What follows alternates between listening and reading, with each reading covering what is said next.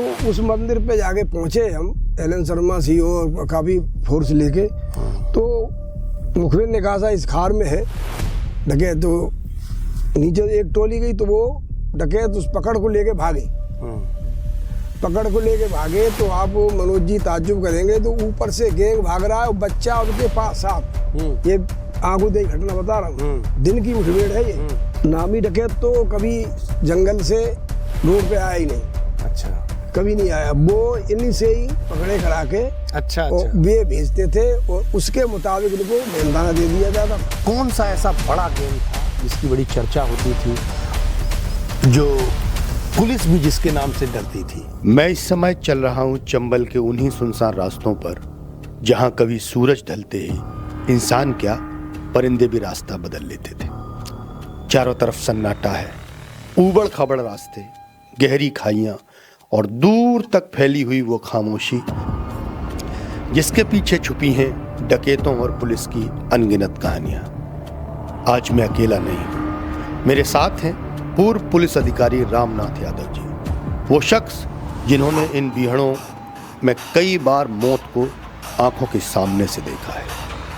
हम जिस रास्ते से गुजर रहे हैं वो कोई साधारण रास्ता नहीं है, ये वही पगडंडी है जहां कभी बंदूकों की आवाज़ें गूंजती थी और जहां कभी अचानक से डकैत आकर हमला कर दिया करते थे। सोचिए, चारों तरफ ये गहरी खाइयाँ, घने झाड़ झंकार और बीच में पुलिस और डकैत आमने सामने की मुठभेड़। किसी फिल्म का सीन नहीं बल्कि चंबल की ये है असली कहानी।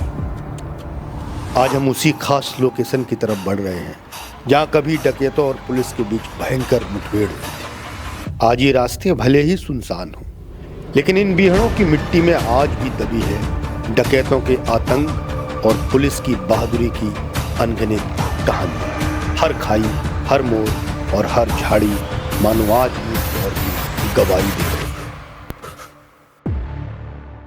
इस समय चिलचिलाती धूप है और ऐसी धूप में हम एक ऐसे सफ़र पर निकले हैं जो बड़ा ही डरावना सफ़र है।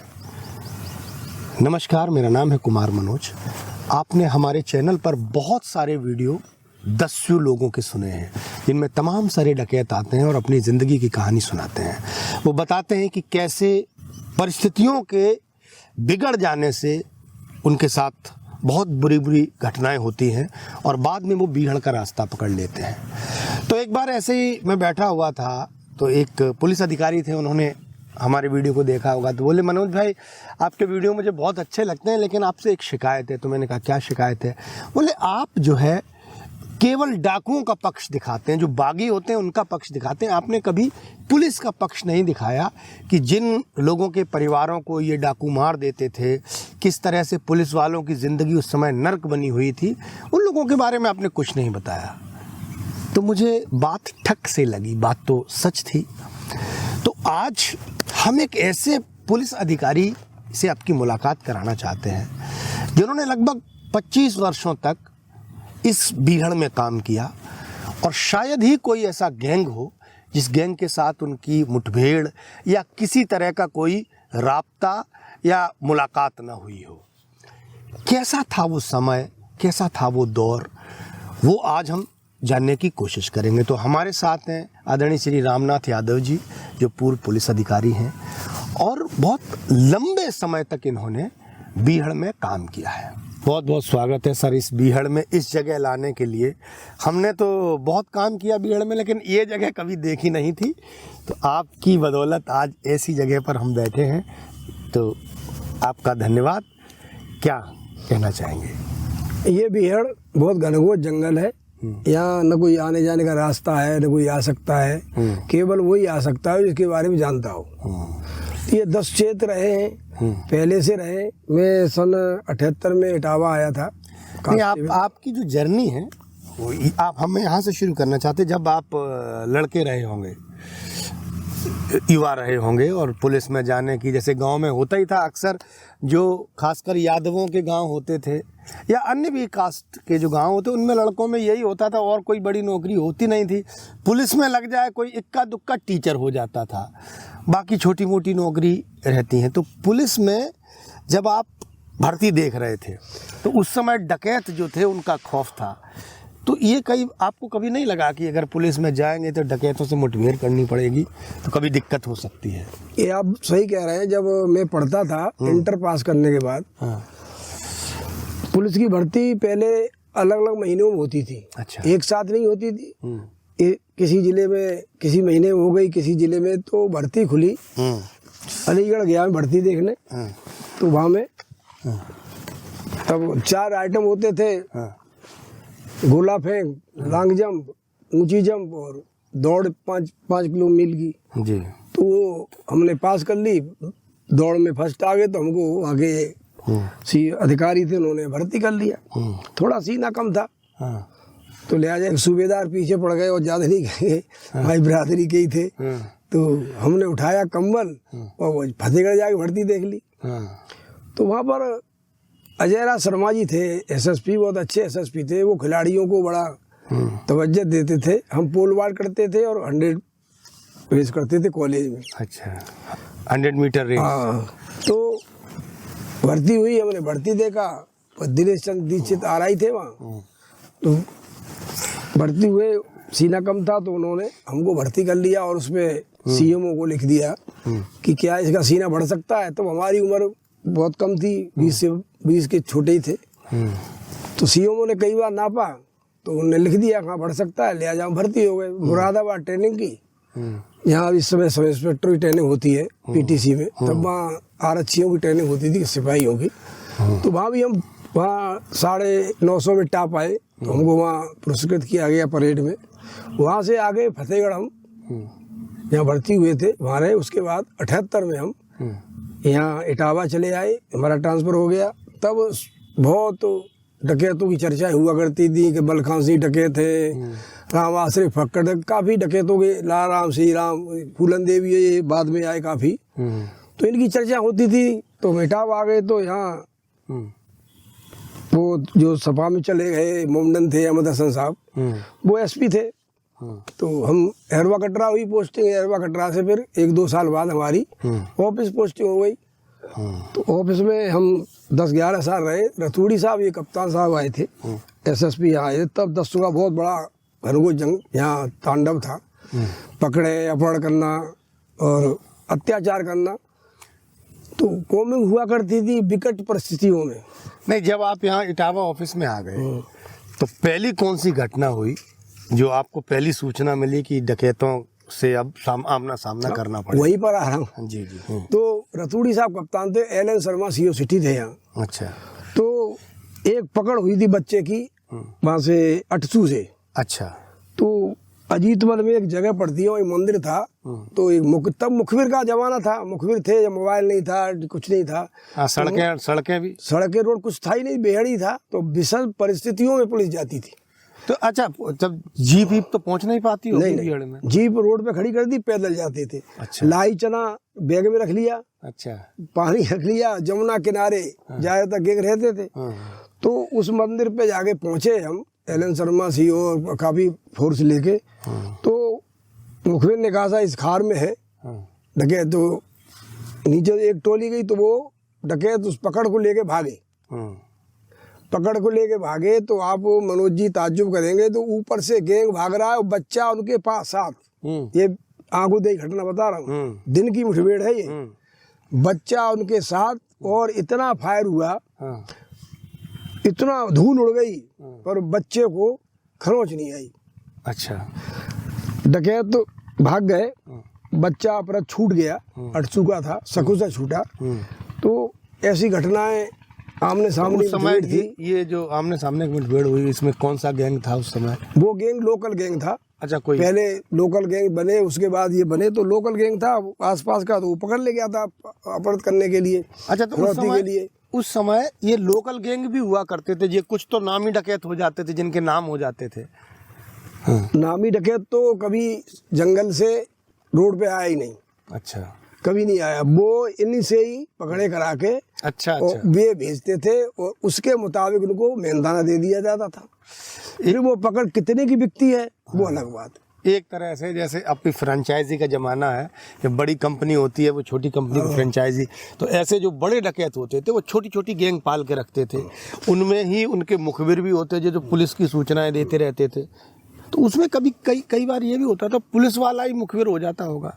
नहीं, पुलिस वाला तो नहीं होता था। ये जो जानवर चराते हैं, हाँ, बकरियां जानवर चराते थे, वो भाषा बोलते हैं देसी डकैतों के लिए। हाँ। कि अगर पुलिस गई तो वो भाषा बोला तो गैंग पड़ा हुआ समझ जा, पुलिस आ गई तो वो अड्डी छोड़ देते थे। अच्छा, मतलब कोई उनका लोकल लैंग्वेज कुछ रही होगी, लोकल लैंग्वेज थी, उनकी भाषा थी बेहड़ की। तो ऐसे करके उनका भी मुखबिर तंत्र था और उनके एजेंट थे ये छोटे गैंग। तो वो पकड़े ले गए और पकड़े 1-2 दिन रखी, और उन्होंने किस गैंग को देनी है बात होती थी तो उससे दिया, और उन्हें 10-20 हजार रुपया जो भी मिला, फिर पकड़े उनको पता करती थी कि ये किस खानदान का, इसकी हैसियत क्या है, उसी के अनुसार वो फिरौती मांगते थे। अच्छा। तब जमाना था चिट्ठी का, एक कागज पे लिखा और उसका मुखबिर वहाँ मिला, उसका मुखबिर हुआ, ऐसे करके जगह जगह उनके मुखबिर थे। तो अब जैसे चिट्ठी आती थी तो जो डकैत थे वो चिट्ठी बहुत दूर से डलवाते होंगे, क्योंकि जिस जगह जिस पोस्ट ऑफिस से डालते होंगे वहाँ की मोहर लग जाती होगी। ना, वो चिट्ठी मुखबिर आती थी तब। अच्छा। जैसे एक मेन मुखबिर ने आया तो वो दूसरा मिल गया रास्ते में, उसको दे दी। अच्छा। उसने जाके आगे दे दी, वो जाके घर पहुंचाया, चिट्ठी डाले आया। हाँ। अच्छा, उनके दरवाजे में। अच्छा, जैसे भी अच्छा। जैसे साधन मिला से चिट्ठी पहुंचा दी, तब उसको पता रहता था किस गैंग में हमारे बच्चे की पकड़ है।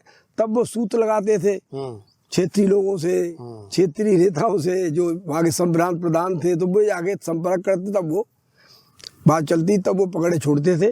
पकड़ों से काम कराना, यातना देना, जला देना, कान जला देना, यहाँ तक के नहीं कहना चाहिए लिंगी भी रस्सी डाल देते थे।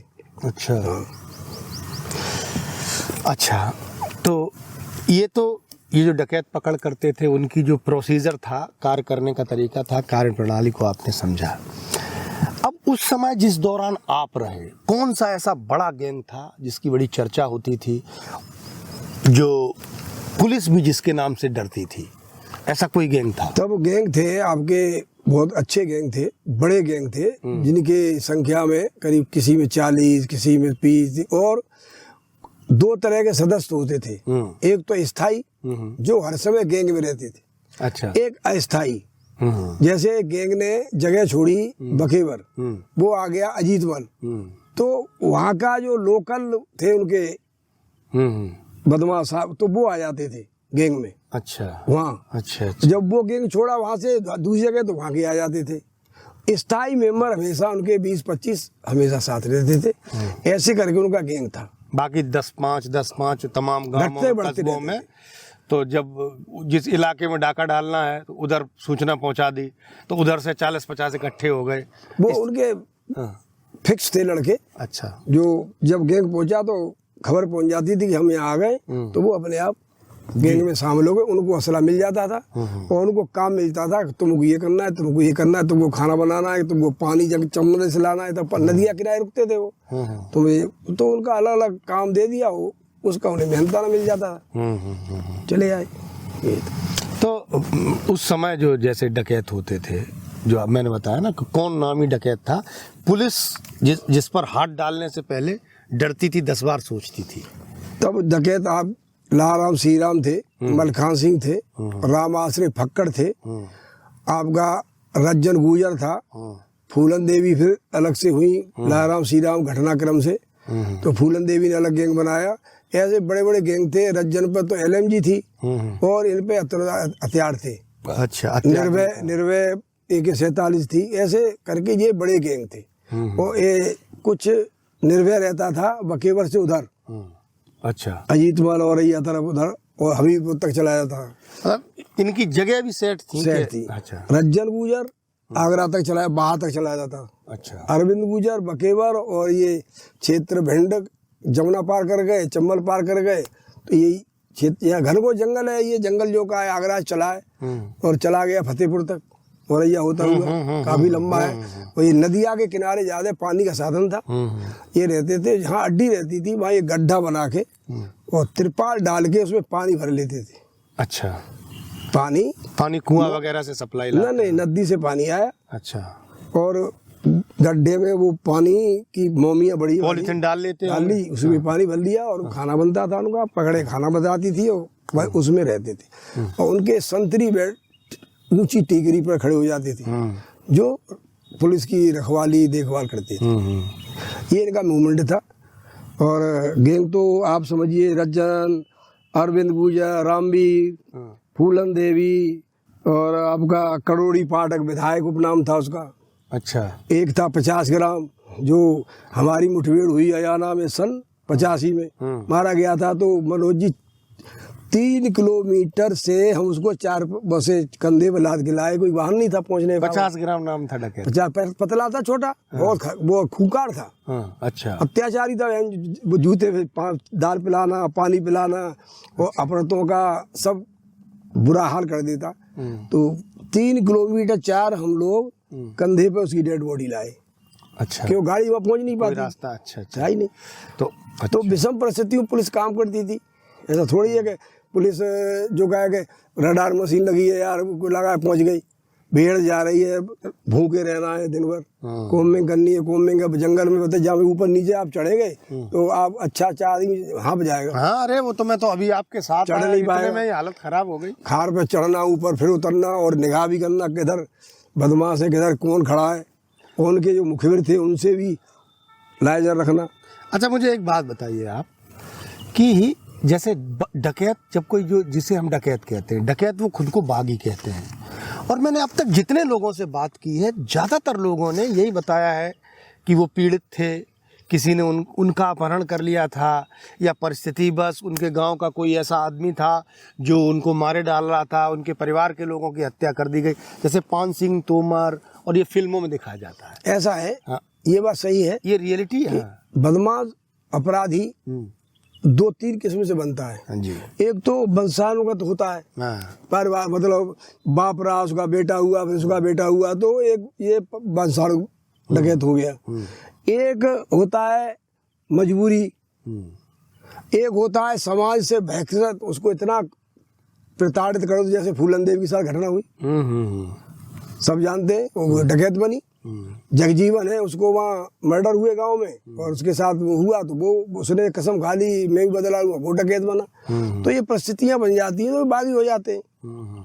जैसे कसम खा लेते कि हम जब ही लौटेंगे जब अपना बदला नहीं ले लेंगे, तो फिर बदला तो नहीं ले पाते, बागी हो जाते। बागी होता है तो पुलिस पीछे पड़ जाती, क्यों? वो फिर अपराध अपहरण करना, खर्चा कहाँ चलाएंगे, अपहरण करना, इसका पकड़ लाए, उसका पकड़ लाए, अपराध, तो ये करके फिर वो रजिस्टर्ड हो जाते हैं, बागी शासन में इनाम घोषित हो जाते हैं।